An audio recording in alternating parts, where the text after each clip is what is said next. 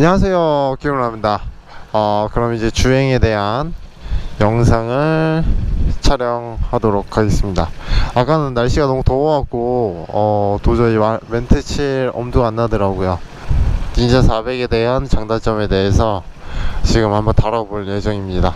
우선은 기본적인 390cc 45마력 쿼터급 바이크의 성능에 그냥 딱 적합한 그 성능을 갖고 있고요. 기본에 너무 충실한 바이크이다 보니까 숙련된 라이더분들이 타시기에는 약간 재미가 없을 수 있습니다.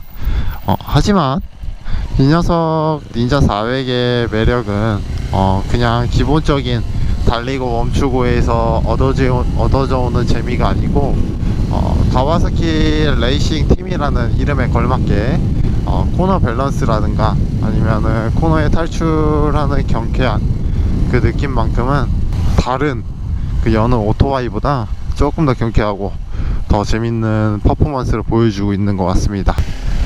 그리고 이렇게 가속을 할 때 굉장히 경쾌한 느낌을 받아요, 실제로도.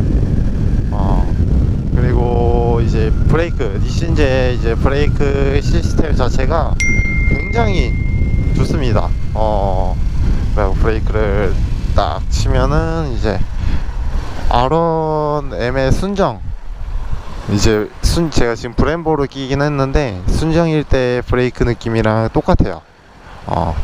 그 정도로 이제 브레이크의 성능에 굉장히 많은 신경을 썼다고 개인적으로 볼 수 있고, 그리고 나가는 힘은 이제 45마력에 걸맞게 딱 제때 잘 나가는 것 같고, RPM에 맞게 마력도 고루 분포되어 있다 보니까 그냥 적절히 재밌는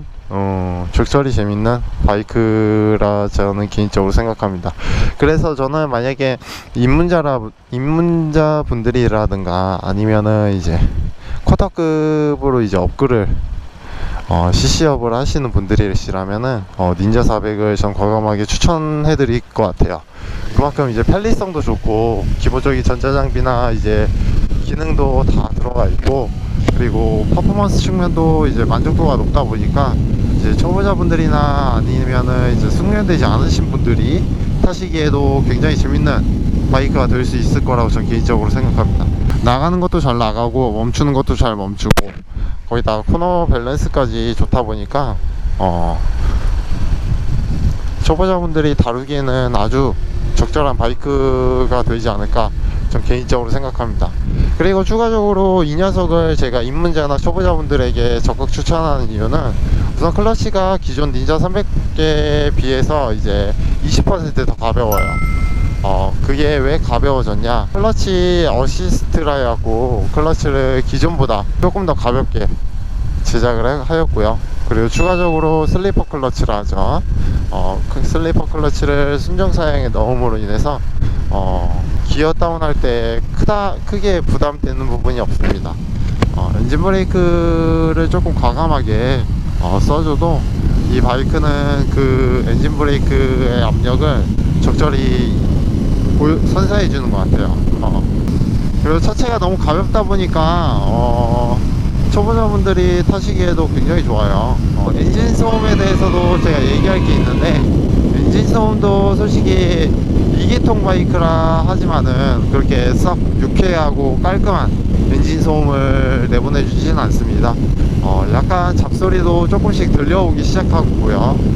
지금 1800km 가까이 됐는데 잡소리도 조금씩 올라오기 시작하고요. 핸들이나 이제 시트 떨림이 점점 조금씩 높아지는 추세입니다. 그리고 제가 이제 1800km 정도밖에 주행을 안 했는데 브레이크 쪽에서 소음이 조금씩 올라와요. 브레이크 이제 S1000R 때 탔을 때 이제 철 성분이 많이 들어간 패드가 이제 순정으로 장착돼서 나왔었는데 그런 브레이크처럼 끼익끼익거리는 약간 소음이 올라오기 시작합니다. 그리고 디스크판도 솔직히 조금 빨리 소모가 되는 편인 것 같아요. 그냥 순정 브레이크 패드에 약간 문제가 있는 것 같아요, 제 개인적으로 생각해 봤을 때. 제가 좀 급브레이크를 많이 쳐갖고 그럴 수 있겠지만 1800km에 이 정도 소모될 정도라면은 약간 문제가 있다고 저는 개인적으로 생각합니다. 그리고 마스터 실린더나 이제 마감적인 부분에 대해서도 얘기를 한번 해볼게요. 마감적인 부분은 어떻게 보면 퀄리티가 상당히 높아요. 근데 퀄리티가 낮은 부분이 몇 가지가 있어요. 뭐냐면 이 마스터 실린더 이 안쪽 레버 안쪽 보면은 구리스가 조금씩 옆으로 새어 나와요. 그리고 그 외적인 부분에도 구리스가 약간씩, 이 베어링에도 구리스가 약간씩 새어 나오는데 이게 약간 외적으로 볼 때는 조금 보기 안 좋을 때가 좀 많습니다. 그런 건 좀 어쩔 수 없는 것 같아요. 이 바이크의 한계인 것 같고, 그런 걸 감안하고 바이크를 타야 되지 않을까 전 개인적으로 생각합니다. 그렇다고 구리스가 나온다 해갖고 성능적으로 저하가 되는 건 아니니까 그나마 만족하면서 저는 타고 있는 편입니다. 이 계기판 쪽인 부분은 정말로 멋스럽습니다. 닌자 S1000XX랑 똑같은 계기판을 사용하다 보니까 약간 SX를 봤을 때 SX를 봤을 때 조금 없어 보여요. 제가 닌자를 타고 있기 때문에 그 녀석의 계기판이 좀 없어 보이더라고요. 그리고 이제 옆쪽 이런 이제 카울의 형상이라든가, 이너 카울의 형상이라든가, 이 안쪽 카울의 형상이라든가 약간 싼 느낌을 받기 좀 어려워요. 약간 고급적인 느낌을 받고 있고요. 그리고 일제차답게 한번 뜯으면 아구가 잘 안 맞아요. 제가 프레임 슬라이더 달 때 여기를 뜯었었는데, 보일란가 모르겠네, 여기를 뜯었었는데 아구가 잘 안 맞아요. 이런 부분은 일제 차이이기 때문에 그런 부분을 감안하고 타야 되지 않을까 저 개인적으로 생각합니다.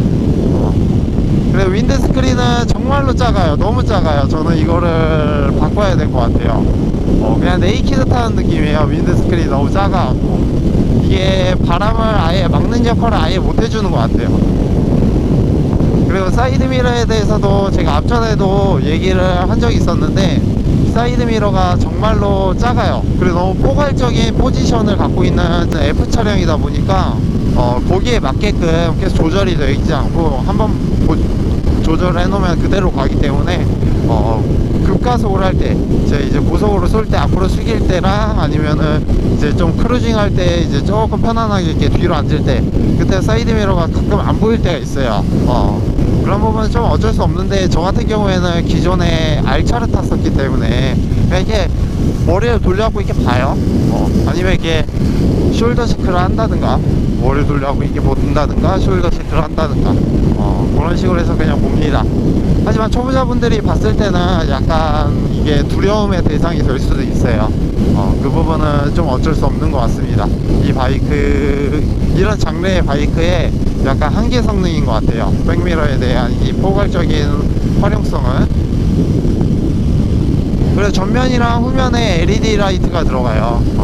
LED 라이트가 광량도 더 밝고 그만큼 지속력도 오래 가기도 하기 때문에 LED 라이트를 채용한 거에 대해서는 정말로 큰 박수를 주고 싶고요. 대신에 이제 사이드 미러가 앞쪽에는 옆에 이제 카울에 붙어 있고 뒤에는 이제 휀다에 붙어 있는데, 전부 다 이제 벌브 타입, 전구 타입의 이제 사이드 미러가 순정으로 장착되어 있습니다. 그렇다고 전구 벌브 타입의 사이드 미러에 있는 이제 방향지 시등이 그렇게 시인성이 안 좋냐? 또 그건 아닙니다. 시인성은 또 LED 라이트만큼이나 시인성이 엄청나게 좋다고 해요. 제 뒤에서 실제로 차량 운전을 했던 친구가 따라온 적이 있었는데, 그 친구가 저한테 그렇게 말을 했었어요. 그래서 제가 오늘 이 녀석을 타면서 정말로 굴욕적인 일을 좀 당한 게 있는데, 아반떼 스포츠한테 제가 코너에서 따였어요. 에버코어 코너에서.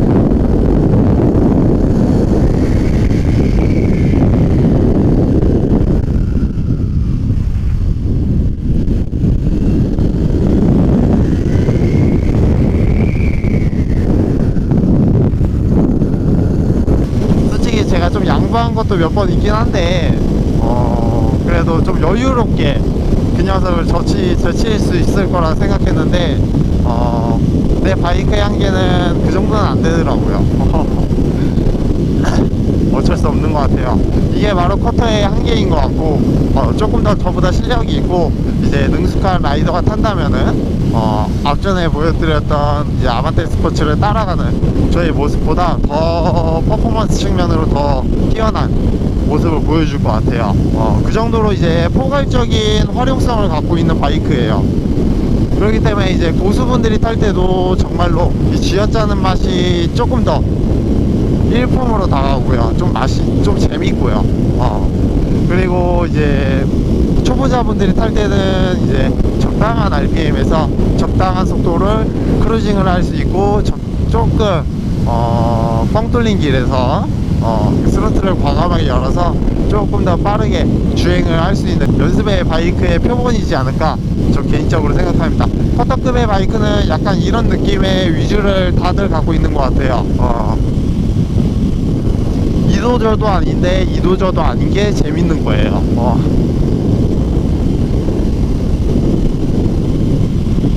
그리고 닌자 400을 타면 많은 분들이 기변병 안 오세요? 라고 물어보시는데 저 같은 경우에 메인 바이크가 있기 때문에 또 메인 차도 있어요. 차량도 있고 메인 바이크도 있기 때문에 속도에 대한 갈망은 그렇게 없어요. 오히려 이 저속에 대한 갈망이 있었어요.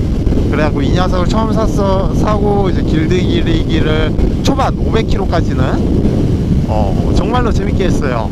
이 고속에 대한 이 녀석도 조금 더 빨랐으면은 더 재밌었을 텐데 서스펜션이 더 좋으면 더 재밌었을 텐데 라는 아쉬움들이 조금씩 있어요. 근데 그거는 어쩔 수 없는 게 이제 라이더의 숙련도의 차이지 그게 바이크를 전체적으로 보는 데에서는 절대로 영향력을 갖고 오진 않습니다. 그건 저의 개인적인 생각인 것 뿐이지 여러분들이 참고할 만한 그런 사항은 아닌 것 같습니다. 그래갖고 초보자분들이나 아니면 CC업을 하는 이제 기변 예정자분들이 이 차량을 탔을 때 정말로 재밌고 기존에 탔던 이제 차량보다 조금 더 빠른 속도로 투어를 다닐 수 있는 그런 장점을 갖고 있는 것 같아요. 추가적으로 와인딩도 갖고 있고 와인딩이 정말로 재밌는 바이크예요. 너무 가볍기 때문에 와인딩이 진짜 재밌어요.